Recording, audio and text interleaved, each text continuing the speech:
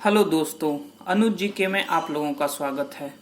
भारत का संवैधानिक विकास सीरीज को आगे बढ़ाते हुए मैं आप लोगों के लिए आज 3 अधिनियम लेके आया हूं, जो 2 अधिनियम 1873 ईस्वी का अधिनियम और 1876 ईस्वी का अधिनियम, उसके बाद भारतीय परिषद अधिनियम 1892। मैं आप लोगों को पिछले वीडियो में 1861 का भारतीय परिषद अधिनियम बताया था। बीच में 2 महत्वपूर्ण अधिनियम 1873 ईस्वी का अधिनियम और 1876 ईस्वी का अधिनियम आता है। उसके बाद फिर दूसरा भारतीय परिषद अधिनियम 1892 भारत के परिप्रेक्ष्य में लाया जाता है।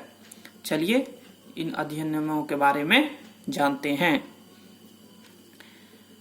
1873 ईस्वी का अधिनियम, इस अधिनियम द्वारा यह उपबंध किया गया कि ईस्ट इंडिया कंपनी को कभी भी भंग किया जा सकता है। इसके अनुसार 1 जनवरी 1884 ईस्वी को ईस्ट इंडिया कंपनी को औपचारिक रूप से भंग कर दिया गया। चलिए अब 1876 ईस्वी के अधिनियम के बारे में जानते हैं। इस अधिनियम के अनुसार 28 अप्रैल 1876 को एक घोषणा द्वारा महारानी विक्टोरिया को भारत की साम्राज्ञी घोषित किया गया। इस अधिनियम द्वारा गवर्नर जनरल की कार्यकारिणी में 6ठे सदस्य की नियुक्ति कर उसे लोक निर्माण विभाग का कार्य सौंपा गया। अब जानते हैं भारतीय परिषद अधिनियम 1892 के प्रमुख बातों को।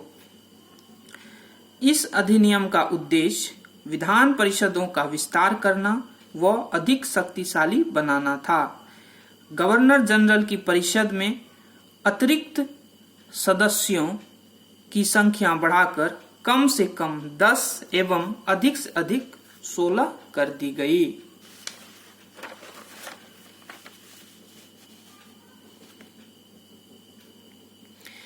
केंद्रीय विधान परिषद एवं प्रांतीय विधान परिषद का विस्तार किया गया तथा नए सदस्य भी शामिल किए गए, जिनमें 40% गैर सरकारी सदस्य होने थे।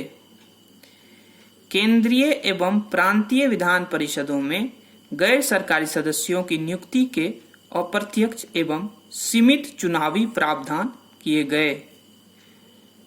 वायसराय को 100% विधान परिषदों में वित्त विषयों की विवेचना जैसे राजस्व, व्यय एवं बजट करने, प्रश्न पूछने, बहस करने का अधिकार दिया गया, किंतु मतदान करने का अधिकार नहीं दिया गया।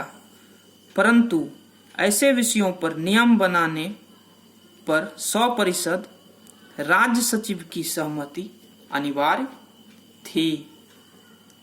इस अधिनियम के तहत चुनाव पद्धति की शुरुआत हुई। हालांकि 1892 के अधिनियम में चुनाव शब्द का प्रयोग नहीं हुआ था। भारत में प्रतिनिधि सरकार की शुरुआत हुई। इस अधिनियम द्वारा ही अप्रत्यक्ष चुनाव प्रणाली की शुरुआत हुई। परिषद के भारतीय सदस्यों को सरकार से प्रश्न पूछने का अधिकार दिया गया तथा वार्षिक बजट पर भी बहस करने का अधिकार दिया गया। यह वीडियो आप लोगों को कैसा लगा? अगर पसंद आया तो लाइक करें, सब्सक्राइब करें और ज़्यादा से ज़्यादा शेयर करें। मैं इसी तरह से आप लोगों के लिए